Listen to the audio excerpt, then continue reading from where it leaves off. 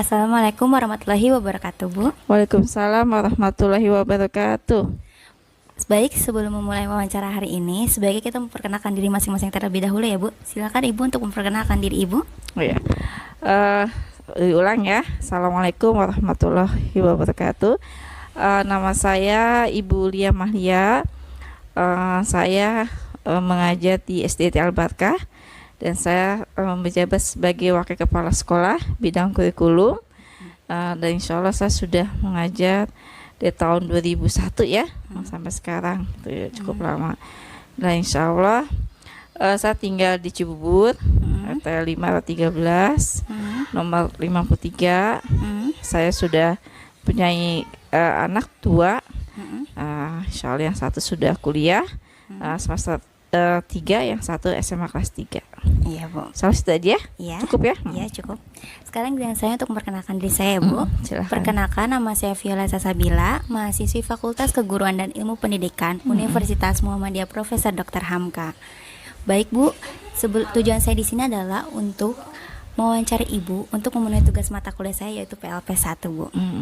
Untuk langsung aja untuk ke wawancaranya ya, Bu. Ya, silahkan. Yaitu tentang kultur sekolah dan karakteristik umum peserta didik. Kan pendidikan karakter itu kan sangat penting ya, Bu, untuk siswa. Bagaimana cara menerapkan pendidikan karakter di sekolah ini ya, Bu? Oke. Untuk menerapkan karakter di SDT Al-Barkah, insya Allah itu sudah diterapkan dari mulai kelas 1. Pada saat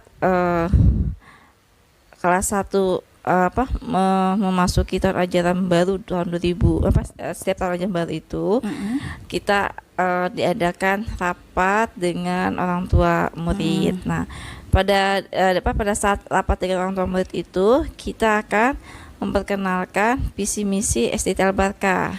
Nah, khususnya dengan tadi pada saat karakternya. Jadi karakternya kita insya Allah anak-anak itu dari setiap mulai bangun tidur sampai tidur kembali itu insya Allah dilatih untuk kebiasaan-kebiasaan yang selalu diawali dengan kegiatan, salah satunya sebelum melakukan aktivitas dengan baca basmalah, dan sesudahnya baca alhamdulillah, dan semua kegiatan dari mulai bangun tidur baca doa bangun tidur, atau doa sebelum tidur, baca doa sebelum tidur, terus mau masuk kamar mandi baca doa masuk kamar mandi, seterusnya sampai makan dan seterusnya sampai belajar, seperti itu. Baik, apakah ada hambatan atau kesulitan ya, Bu?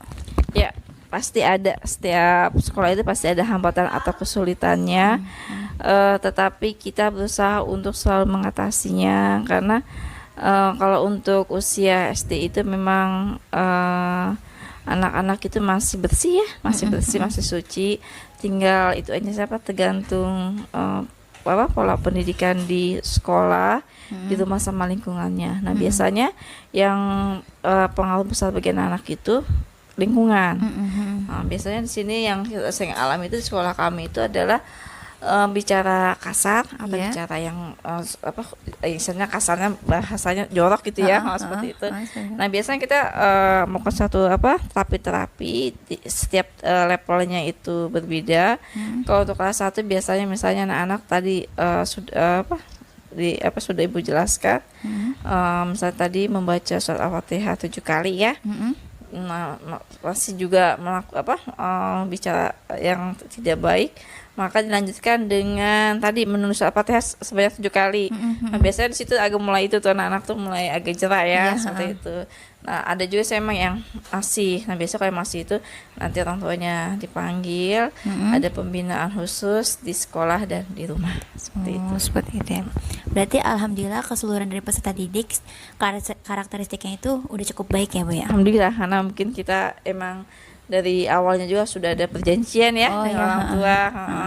Jadi pada saat masuk juga orang tua memang tujuan ke sekolah kami itu mengutamakan tentang karakternya, seperti itu. Dari pemerintah itu kan menerapkan usia ya, Bu, untuk masuk ke sekolah dasar. Apakah secara usia itu sudah tepat yang diajukan oleh pemerintah, yang ditetapkan oleh pemerintah? Sudah tepat, cuman kita kan karena swasta, kita punya kebijakan sendiri. Kalau untuk swasta itu di SDT Al-Barkah minimal 5,8. Tetapi itu harus ada rujukan rekomendasi dari psikolog. Jika psikolog yang memang anak itu sudah siap kematangannya dan dari psikolog direkomendasikan untuk bisa masuk, kita akan diterima untuk sekolah kami. Tapi jika memang dia belum matang dan butuh persiapan, mungkin nanti di tahun depan seperti itu. Oh, seperti itu ya, Bu. Untuk secara kultur beraneka ragam, apakah anak sekitar saja? Ya, 70% satu kecamatan, 30%-nya di luar wilayah kami, di luar kecamatan. Seperti itu ya, Bu. Untuk struktur organisasi kan pasti setiap sekolah pasti selalu ada ya, Bu.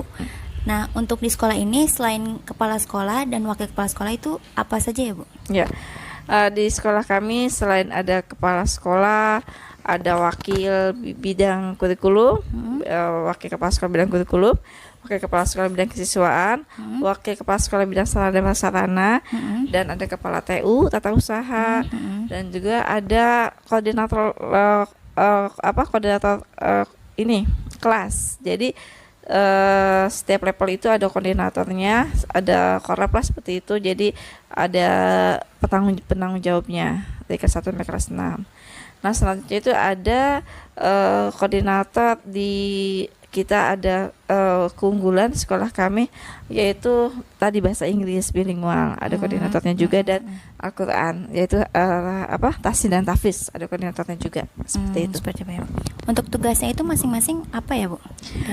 Untuk semuanya sesuai dengan poksinya, sesuai dengan SOP sudah ada. Nah, untuk kepala sekolah semuanya sudah ada, misalnya job-jobnya ya, sudah ada SOP-nya juga. Untuk wakilnya sudah ada. Nah, kalau untuk koordinator mereka akan fokus pada bidang-bidangnya. Misalnya kalau misalnya di koordinator level itu mereka yang akan mengatur dari mulai pembelajaran, terus dari mulai program kelas, dari mulai nanti semua informasi yang ada di sekolah akan dilanjutkan kepada koordinator level, setelah itu kepada guru. Itu semuanya sudah ada SOP-nya. Untuk bilingual juga sama, untuk tahfiz tahfiz juga sama, semuanya ada SOP-nya, semuanya sudah ada aturannya, dan insya Allah semuanya melaksanakan tugasnya dengan baik dan akan melaporkan kepada wakil-wakil kepala sekolah khususnya di bidang kurikulum. Setelah itu wakil kepala sekolah bidang kurikulum akan melaporkan pada kepala sekolah. Oh, seperti itu ya, Bu. Baik, apakah ada tata tertib turunan dari dinas, Bu? Ada ya. Kita kepala sekolah selalu melakukan lakor atau rapat kerja dengan Diknas, dengan khususnya ada pengawas, ada dinas pendidikan juga. Nah, nanti di situ akan dibuat di lakor itu ada dibuat rangkumannya bahwa sekolah-sekolah itu harus mengikuti aturan dari Diknas. Contohnya misalnya di Kota Depok itu pelaksanaan pelajaran pramuka itu dari Rabu bersama semua sekota Depok ya, seperti itu. Terus yang berikutnya contohnya setiap hari Senin harus upacara bendera seperti itu. Selanjutnya adanya pelajaran bahasa Sunda muloknya seperti itu. Terus mengikuti kegiatan hari-hari besar itu juga sama. Nah, ada itu semuanya sudah dirangkum di dinas dan kita mengikuti aturan dinas. Seperti itu. Apakah ada tata tertib yang disusun bersama dan disepakati sebelum ajaran baru? Ada.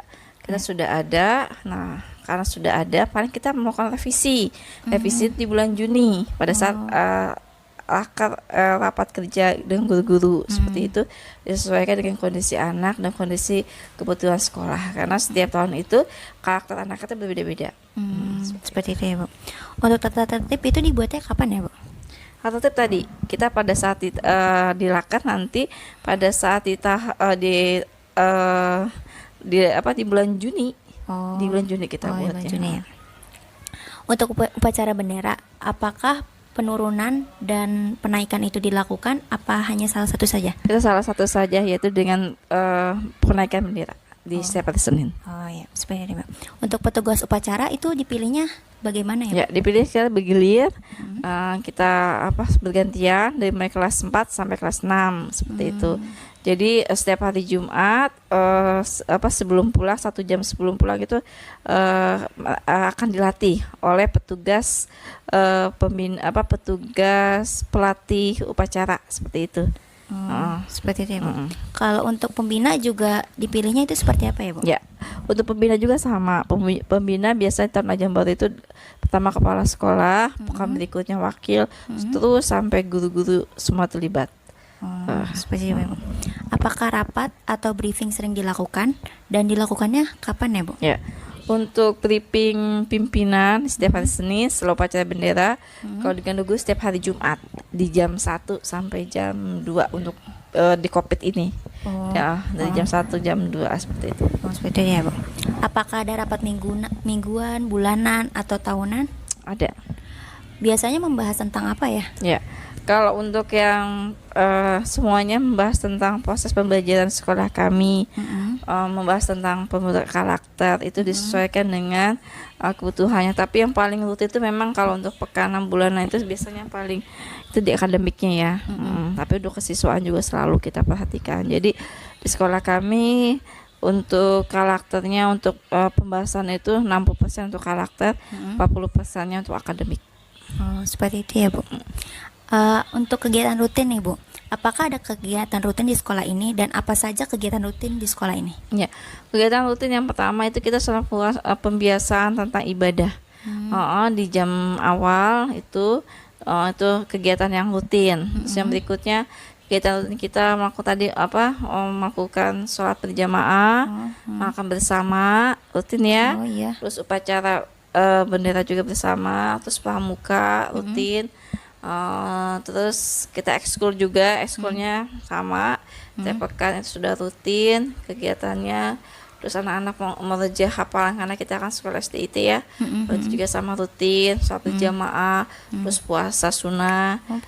Seperti itu. Kalau untuk kelas 6-nya mungkin sudah diterapkan sholat tahajud seperti itu. Ya. Untuk kegiatan kokurikuler apakah ada di sekolah ini? Ada.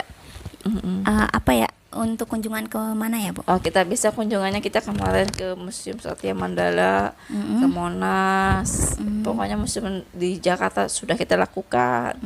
Terus museum-museum di kayak istana istana Kebun Raya, istana Presiden, semua juga sama, gedung MPR, semuanya insya Allah sudah kita lakukan. Untuk kegiatan ekstrakurikuler di sekolah ini apa saja ya, Bu? Ya, contohnya misalnya tadi kita ada taekwondo, terus ada futsal, ada matematika, terus ada berenang ya. Satu lagi tadi ada robotik. Gitu ya, Bu. Untuk pertanyaan terakhir nih, Bu, apakah di sekolah ini ada program-program lain atau agenda lain selain yang dijelaskan oleh Ibu? Ada, tapi kita lebih cenderung kepada pembiasaan karakter seperti itu. Seperti itu. Pembinaan karakter. Baik, Bu, untuk wawancaranya sampai sini dulu. Terima kasih telah menyempatkan waktu Ibu di sini. Sebelumnya saya minta maaf kalau ada kata-kata salah. Baik, Bu, terima kasih sebelumnya. Ya sama-sama. Saya juga mungkin banyak kekurangannya ya, seperti itu. Sama-sama. Saya juga ucapkan terima kasih, sama-sama kita saling memaafkan. Assalamualaikum warahmatullahi wabarakatuh. Waalaikumsalam warahmatullahi wabarakatuh.